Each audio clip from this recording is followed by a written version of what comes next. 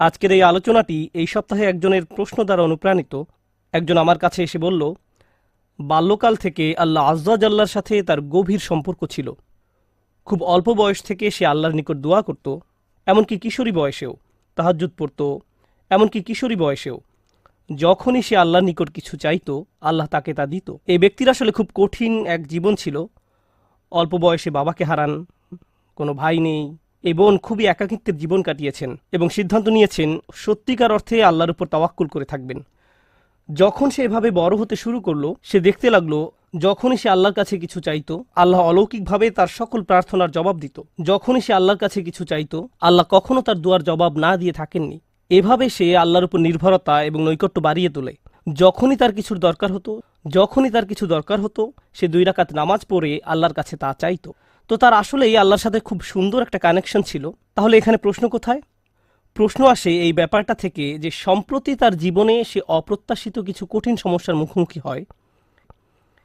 তাই সে আল্লাহর প্রতি ইবাদতের পরিমাণ আরও বাড়িয়ে দেওয়ার সিদ্ধান্ত নিল, দুয়ার পরিমাণও বাড়িয়ে দিল, কারণ তার সমস্যা বৃদ্ধি পেয়েছে। সে ভাবল সমস্যা যেহেতু বেড়েছে তাই আল্লাহর কাছে সমাধানের জন্য দুয়ার পরিমাণও বাড়াতে হবে। তাই সে এমনটা করলো।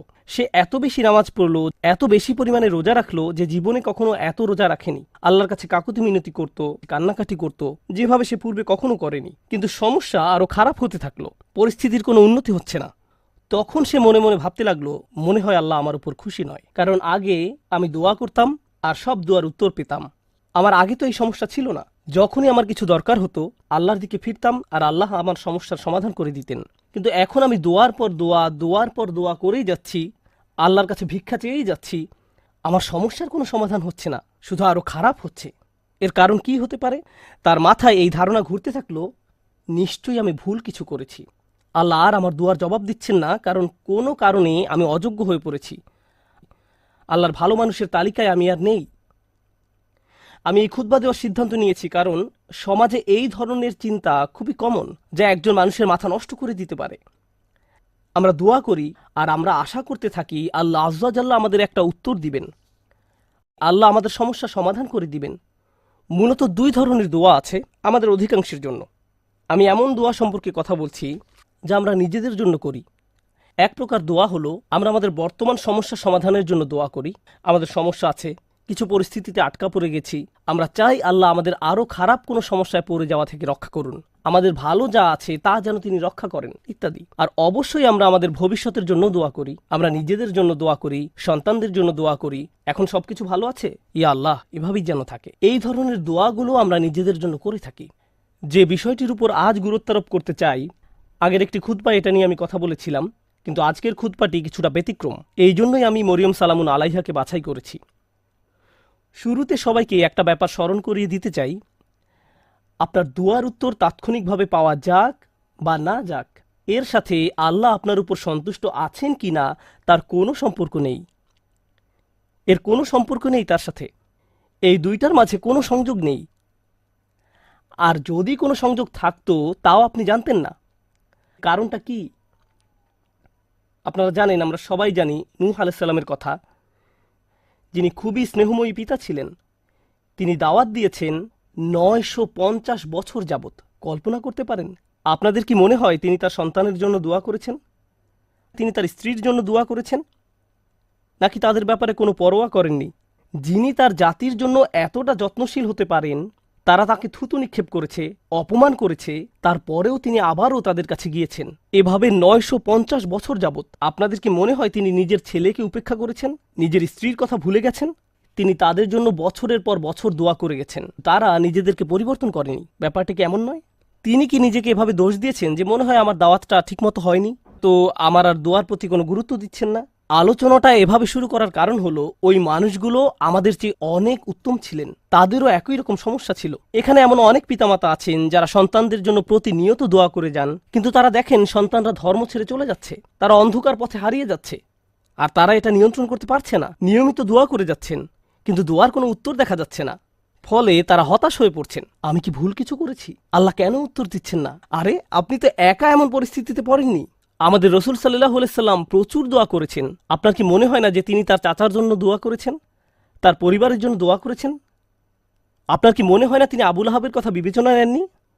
যদি তিনি দোয়া করে থাকেন, তার সকল আবেগপ্রবণ দোয়া সত্ত্বেও আল্লাহ আয্যা ওয়া জাল্লা তাকে বলছেন, ইন্নাকা লা তাহদি মান আহবাবত। আমাদের মাঝে এমন অনেকেই আছেন, এমন অনেক সন্তানেরা আছেন যারা আশা করেন তাদের পিতামাতা বা বড়রা যদি আরেকটু ভালোভাবে আল্লাহর পথে চলতো। এমন বহু তরুণ তরুণীর সাথে আমার কথা হয়েছে যাদের পিতামাতা ভয়ঙ্কর রকমের পরিষ্কার হারাম ব্যবসায় জড়িত। সন্তানেরা, তাদের ছেলেমেয়েরা তাদের বলছে, প্লিজ এই ব্যবসা থেকে বের হয়ে আসেন, আমি আপনাদের উপর নির্ভরশীল, আর আমি তো এই মুহূর্তে আমার পরিবারের জন্য আয় করার অবস্থানে নেই, কিন্তু আপনারা যা করছেন তা ভুল। তখন সন্তানদের বলা হয়, তোমরা পিতামাতাকে অসম্মান করছো, তোমাদের তো পিতামাতার সাথে তর্ক করা উচিত নয়। এই ক্ষেত্রে ব্যাপারটা সম্পূর্ণ উল্টো, যে সন্তানেরা পিতামাতার হেদায়েতের জন্য দোয়া করছেন, কিন্তু পরিস্থিতির কোনো উন্নতি হচ্ছে না।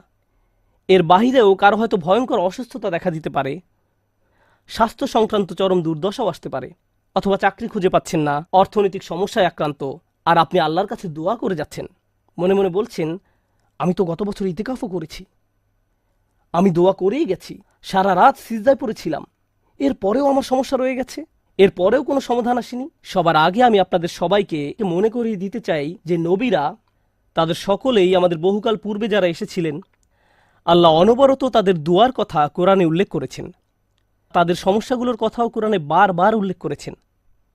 আপনাদের কি মনে হয় না ইয়াকুব আলাইহিস সালাম, যিনি 12 জন সন্তানের পিতা ছিলেন, তিনি তার সব সন্তানের জন্য দোয়া করেছেন? বিশেষ করে ইউসুফ আলাইহিস সালামের জন্য, যখন তিনি ইউসুফকে হারিয়ে ফেলেন, আপনাদের কি মনে হয় না তিনি ইউসুফ আলাইহিস সালামের নিরাপত্তার জন্য দোয়া করেছেন, তিনি যেন তার সুন্দর সন্তানকে আবার দেখতে পান? আমরা জানি তিনি এত বেশি কেঁদেছিলেন যে দৃষ্টিশক্তি হারিয়ে ফেলেছিলেন, অবিয়াদ্দাত আইনাহু, এবং দুঃখে তার চক্ষুদয় সাদা হয়ে গেল। তার এত বছরের দোয়ার কোনো উত্তর পাওয়া গেল না, কিন্তু পরিশেষে উত্তর পাওয়া গেল। আপনাদের কি মনে হয় না যখন মূসা আলাইহিস সালামের মা নিজ ছেলেকে পানিতে ভাসিয়ে দেন, আর দেখতে পাচ্ছেন যে স্রোতের টানে বাক্সটি হারিয়ে যাচ্ছে, বাক্সটি যে কোনো সময় উল্টে যেতে পারে, আর কিভাবে জানেন যে বাক্সটি ওয়াটারপ্রুফ, পানি প্রবেশ করবে না? কিভাবে জানবেন যে এটি পাথরের আঘাত পেয়ে ভেঙে যাবে না? আপনি নদীতে ফেলে দিচ্ছেন একটি বাচ্চাকে, নদীতে। আপনাদের কি মনে হয় না যে মূসার মা আল্লাহর কাছে দোয়া করেছেন? এই দুই দোয়ার ক্ষেত্রে পার্থক্যটা লক্ষ্য করুন। মূসা আলাইহিস সালামের মায়ের ক্ষেত্রে তিনি আল্লাহর কাছে দোয়া করেন, তিনি তার ছেলের সাথে আবার একত্রিত হন ঠিক কয়েক ঘন্টা পর। বাচ্চার পরবর্তী খাওয়ার সময় হওয়ার মধ্যেই সে আবার তার মায়ের দেখা পায়। আর অন্যদিকে ইউসুফ আলাইহিস সালামের ক্ষেত্রে তিনি তার পিতার নিকট থেকে বিচ্ছিন্ন হয়ে পড়েন, কিন্তু বহু বছর যাবৎ তিনি তার পিতার দেখা পাননি, অনেক অনেক বছর যাবৎ। আমরা জীবনে সমস্যার মুখোমুখি হব, আর আল্লাহর কাছে দোয়া করার সাথে সাথেই আমাদের সমস্যার সমাধান হয়ে যাবে না। দোয়ার বাস্তবতা বোঝার চেষ্টা করুন। দোয়ার উদ্দেশ্য কি? আমরা প্রায় দোয়াকে তলাবের সাথে গুলিয়ে ফেলি। আরবিতে তলাব মানে কোনো কিছু তালাশ করা, কোনো কিছু দাবি করা, আর দোয়ার আক্ষরিক অর্থ হলো ডাকা, এটাই এর অর্থ। দাওতুকুম মানে আমি তোমাকে ডেকেছি, আমন্ত্রণ জানিয়েছি, এটা হলো দোয়া। আমরা যখন আল্লাহর কাছে দোয়া করি, মাঝে মাঝে আমরা ওই দোয়ার মাধ্যমে আল্লাহর কাছে দাবি জানাচ্ছি, এটা সত্য, আমরা অনুরোধ জানাচ্ছি, কিন্তু আমাদেরকে এই ব্যাপারটা ভুলে গেলে চলবে না যে দিন শেষে আমাদের সব অনুরোধ, সেগুলো হলো আল্লাহর একজন বিনম্র দাস আল্লাহর দিকে ফিরে নিজের সমস্যার সমাধান ভিক্ষা চাচ্ছে। কি সেগুলো? আপনার সমস্যার সমাধান হওয়ার চেয়েও আপনি যে আল্লাহর সাথে যোগাযোগ করছেন, এটাই এখানে সবচেয়ে মূল্যবান বিষয়, এটাই দিন শেষে মূল লক্ষ্য। আপনি যে আল্লাহর সাথে কথাবার্তায় যুক্ত হয়েছেন, এটাই দিন শেষে মূল লক্ষ্য। আল্লাহ আপনার সমস্যা তাৎক্ষণিকভাবে সমাধান করে দেবেন কিনা সেটা ভিন্ন বিষয়। আমি এ সম্পর্কে সংক্ষেপে কিছু কথা শেয়ার করতে চাই, পরে মরিয়ম সালামুন আলাইহা নিয়ে কথা বলবো। কখনো কখনো আপনি এমন কিছু সমস্যার মুখোমুখি হন যে মনের মাঝে প্রশ্ন আসে, আমাকে কেন এই সমস্যার মোকাবেলা করতে হবে? আপনাদেরকে একটা কথা জিজ্ঞেস করি, ইউসুফ আলাইহিস সালাম তো 8-9 বছরের এক বালক ছিলেন মাত্র। শিশু মানেই তো নিষ্পাপ। একজন শিশু এমন কি করতে পারে যার জন্য সে কিডন্যাপ হতে পারে? একজন শিশু এমন কি অন্যায় করতে পারে যার কারণে সে কুয়ার মধ্যে নিক্ষিপ্ত হবে? একজন শিশু কি করতে পারে যার কারণে সে দাস হিসেবে বিকৃত হবে ভিন্ন একটি দেশে?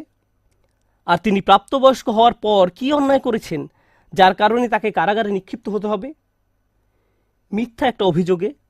তিনি তো নিজের অন্যায়ের কারণে জেল খাটেননি, তিনি নির্দোষ ছিলেন, আর তাকে এতগুলো বছর জেলে কাটাতে হয়।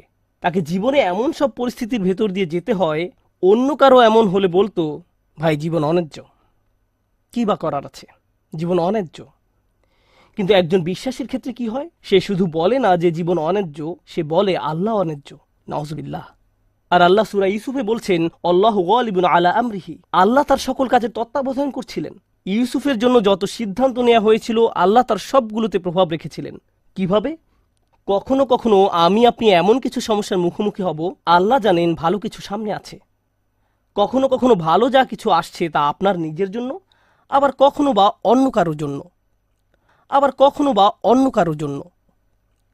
কখনো কখনো আপনি জীবিত থাকতেই এর উপকার পাবেন,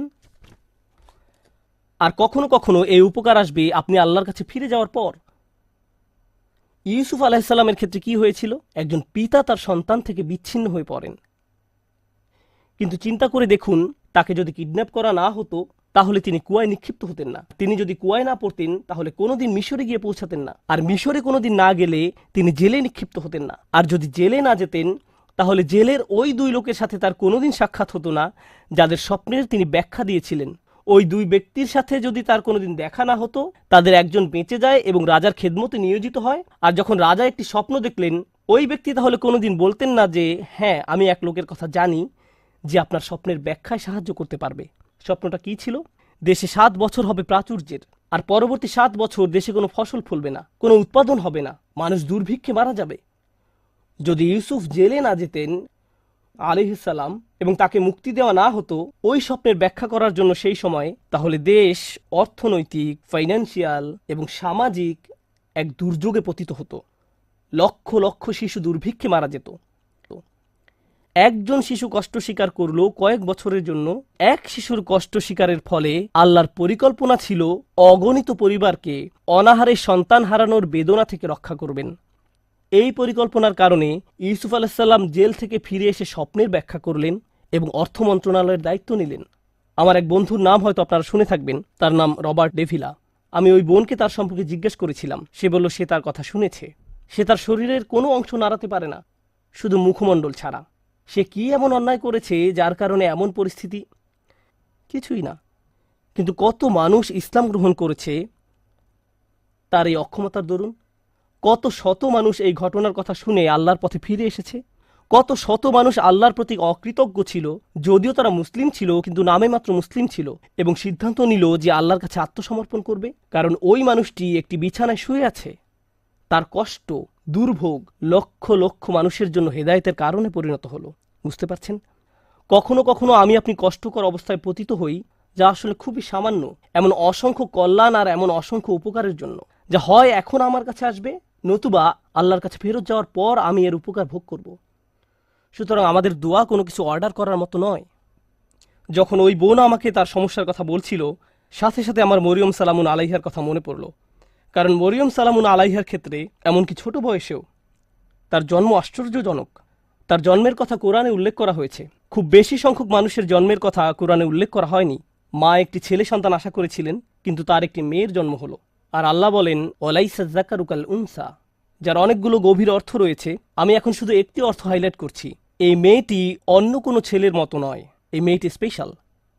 প্রসঙ্গত, দয়া করে এই কথাগুলো মনে রাখবেন। পরের বার আপনাদের কেউ যদি সন্তান সম্ভবা হয়ে থাকেন, আপনি আশা করছেন, আপনার মা আশা করছে, আপনার চাচাতো খালাতো ভাই বোনেরা আশা করছে একটি ছেলে শিশুর জন্ম হবে, কিন্তু একটি মেয়ের জন্ম হলো, তখন মনে রাখবেন আল্লাহ মরিয়ম সালামুন আলাইহার জন্মের মতো কারো জন্মের কথা এভাবে হাইলাইট করেননি।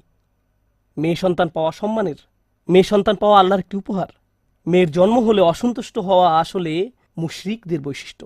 আল্লাহ মুশরিকদের সম্পর্কে বলেন, জল্লা ওয়াজহুহু মুসওয়াদ্দান ওয়া হুয়া কাযীম, তাদের কাউকে যখন কন্যা সন্তানের সুসংবাদ দেওয়া হয় তখন তার মুখ কালো হয়ে যায়, সে অন্তর্জ্বালায় পুড়তে থাকে। মেয়ে সন্তান পাওয়া আল্লাহর পক্ষ থেকে আশীর্বাদ এবং সম্মান। মেয়ের জন্ম হলে যদি অসন্তুষ্ট হয়ে পড়েন, তাহলে আপনি শুধু আল্লাহর উপহারেরই অসম্মান করছেন না, আপনি কুরআনের আয়াতকেও অসম্মান করছেন। এই কথাগুলো মনে রাখবেন। এই শিশুর জন্ম হলো, তাকে আসলে বিশেষ একটি জায়গা দেওয়া হলো। তখনকার সময়ের কেন্দ্রীয় মসজিদে জাকারিয়া আলাইহিসসালাম তার দেখাশোনা করতেন। আর যখনই তিনি তার খোঁজ খবর নেওয়ার জন্য আসতেন, কারণ মরিয়ম আলাইহিসসালাম আল্লাহর ঘরে থেকে আল্লাহর ইবাদতে নিজেকে উৎসর্গ করলেন। কুল্লামা দাখালা আলাইহা জাকারিয়াল মেহরাব ওয়াজাদা ইনদাহা রিজকান, যখনই জাকারিয়া মেহরাবের মধ্যে তার কাছে আসতেন, কিছু খাবার দেখতে পেতেন। তিনি জিজ্ঞেস করলেন, এগুলো কোথায় পেলে তুমি? এই ফলগুলোর তো এখন উৎপাদন হয় না, এমনকি এগুলো এই সিজনেরও নয়। এগুলো শীতকালে হয় আর ওইগুলো গরমকালে জন্মে। তুমি এইসব ফল কোথায় পেলে? উত্তর দিতেন, ক্বালাত হুয়া মিন ইনদিল্লাহ। এগুলো আল্লাহর পক্ষ থেকে বিশেষভাবে এসেছে। এই ফলগুলো আমার নিকট আল্লাহর পক্ষ থেকে এসেছে। ভাবতে পারেন এমন একজনের কথা, যার দোয়া এমনভাবে কবুল হয় যে আকাশ থেকে খাদ্য অবতীর্ণ হয় এই নারীর জন্য। তাই যখন ওই বোন আমাকে বলছিলেন তার দোয়া কবুল হয়ে যায়, আমি সাথে সাথে মরিয়ম সালামুন আলাইহার কথা মনে করলাম। কি অলৌকিকভাবে আল্লাহ তার ব্যাপারে হস্তক্ষেপ করতেন, এমনকি খাদ্যের মতো বিষয়েও। যা আমরা নিজেরা উঠে গিয়ে নিয়ে আসতে পারি, তাকে এমনকি সেজন্য উঠতে হয়নি। খুব স্পেশাল এক কিশোরী, খুব স্পেশাল এক নারী।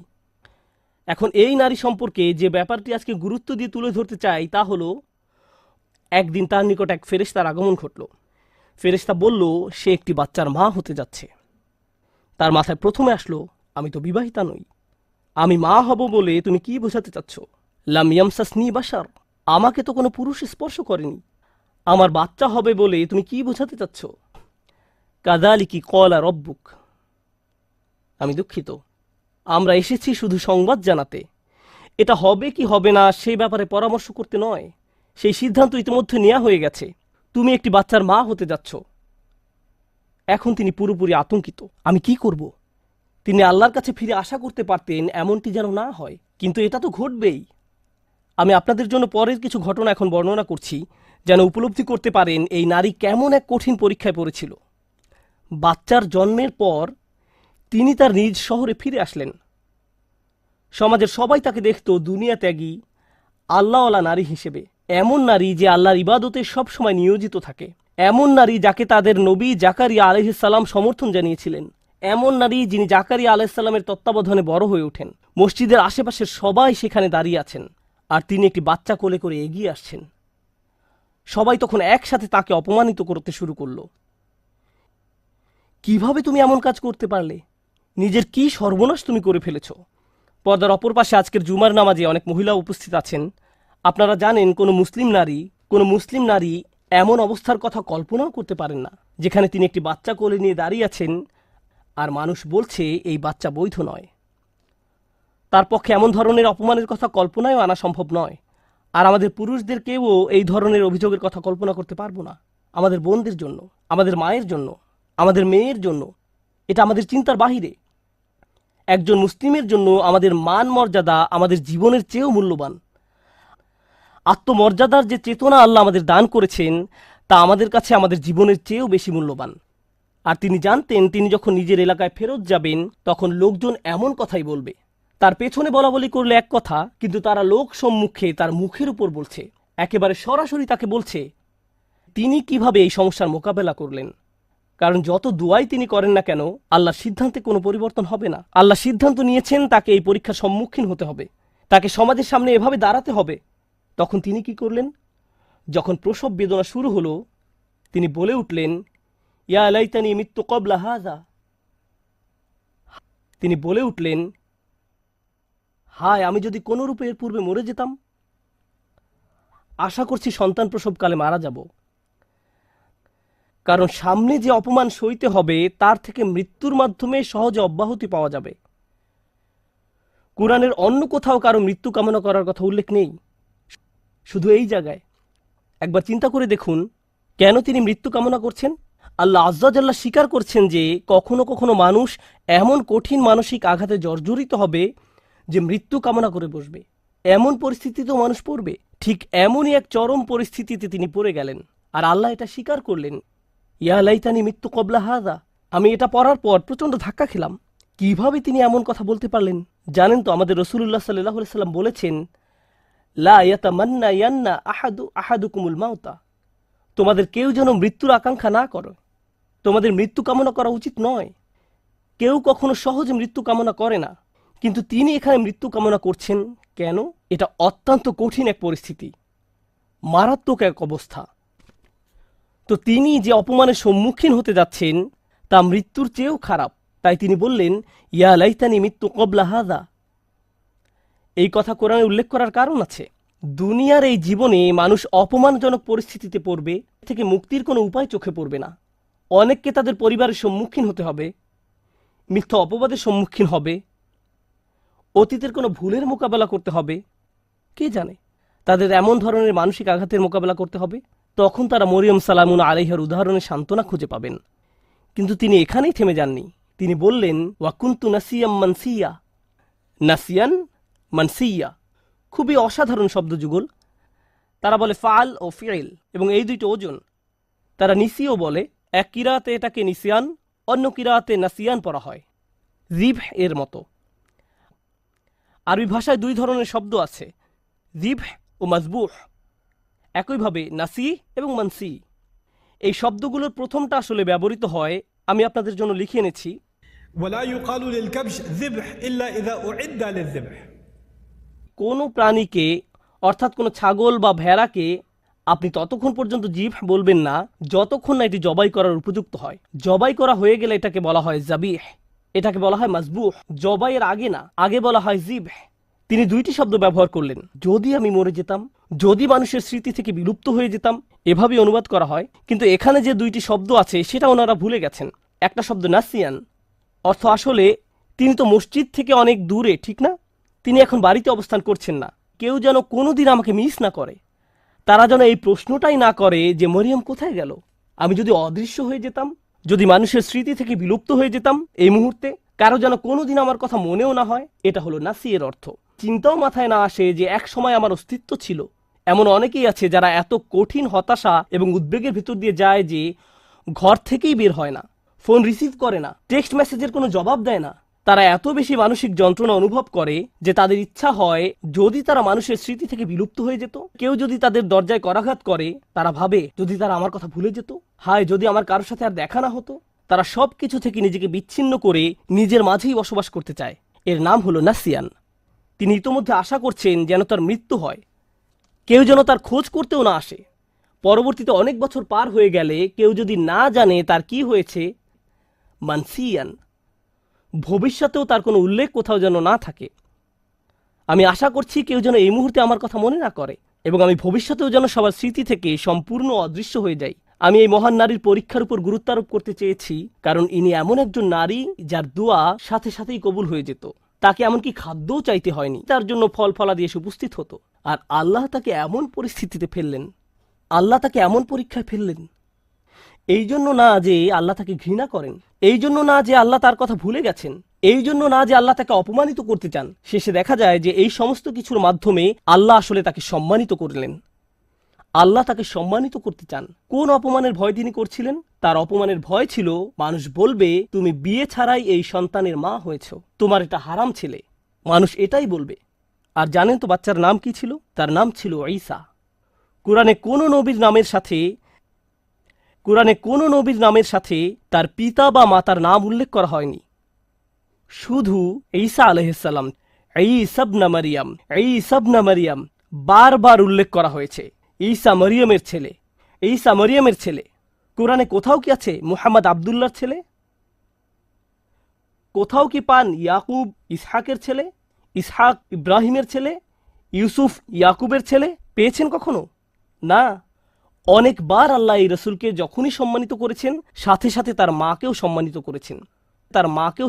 করেছেন। প্রসঙ্গত বিষয়টা গুরুত্বপূর্ণ।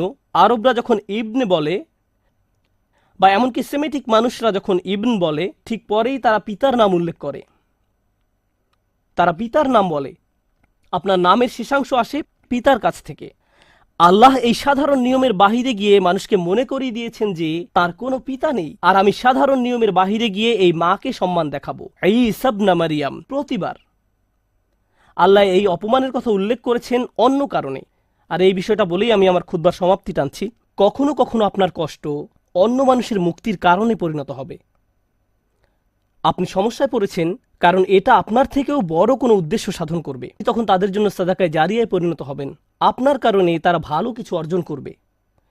মারিয়াম সালামুন আলাইহার এই কষ্ট থেকে প্রতিবার যখন কোনো নারী অপমানিত হয়, প্রতিবার যখন কোনো নারী অপবাদের শিকার হবে, প্রতিবার যখন কোনো নারী কামনা করবে যদি সে মরে যেত পরিস্থিতির মুখোমুখি হওয়ার চেয়ে, তখন সে মরিয়ম সালামুন আলাইহার কষ্টের মাঝে নিজের সান্ত্বনা খুঁজে পাবেন।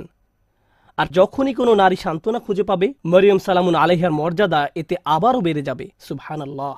আমাদের দোয়ার মাধ্যমে আমরা আল্লাহর সাথে সংযোগ স্থাপন করি। আমাদের দোয়া এমন কিছু নয় যার মাধ্যমে এই দুনিয়া জান্নাতে পরিণত হবে। পৃথিবীর এই জীবনে পরীক্ষা থাকবেই। আমাদের চেয়ে বহুগুণে উত্তম মানুষদের জীবনে সমস্যা ছিল, আর এটা ঠিক আছে। লাকাদ খলাকনাল ইনসানা ফি কাবাদ, আমি মানুষকে সৃষ্টি করেছি অত্যন্ত কষ্ট ও শ্রমের মাঝে। কষ্ট ক্লেশ জীবনেরই অংশ। দুয়ার উদ্দেশ্য হলো আমাকে আপনাকে এই কষ্টগুলো মোকাবেলায় সাহায্য করা। আর কখনো ভুলে যাবেন না যে আল্লাহ আমাদের সাথে আছেন। আল্লাহ আজ্জা জাল্লাহ আমাদের সেসব মানুষদের অন্তর্ভুক্ত হওয়া থেকে রক্ষা করুন যারা ঈমান হারিয়ে ফেলে। আল্লাহ আজ্জা জাল্লাহ আমাদের মর্যাদা দান করুন এবং আমাদের এই কথা স্মরণে রাখতে সাহায্য করুন যে মানুষ আপনাকে অপমানিত করতে চাইবে যেভাবে তারা মরিয়ম সালামুন আলাইহাকে অপমান করেছিল। লোকে আপনার সম্পর্কে কি মনে করে আর আল্লাহ আপনার সম্পর্কে কি মনে করেন, এর মাঝে বিশাল পার্থক্য আছে। কারণ আপনি যদি লোকের কথা মানেন তাহলে মরিয়ম ছিলেন সমাজের সবচেয়ে অপমানিত, আর যদি আল্লাহর কথা মানেন তাহলে তিনি ছিলেন মানব ইতিহাসের সবচেয়ে মর্যাদাবান নারীদের একজন। তাই আমরা আল্লাহর কথা মানব। ওয়ালাকাদ কাররামনা বানি আদম, আর আমি তো আদম সন্তানদের সম্মানিত করেছি। আল্লাহ আজ্জা জাল্লাহ আমাদেরকে তার নিকট সম্মানিত মানুষে পরিণত করুন মানুষের নিকট সম্মানিত করার পূর্বে। বারাকাল্লাহু লি ওয়া লাকুম ফিল কুরআনিল হাকিম ওয়া নাফা'আনি ওয়া ইয়্যাকুম বিল আয়াতি ওয়া যিকরিল হাকিম।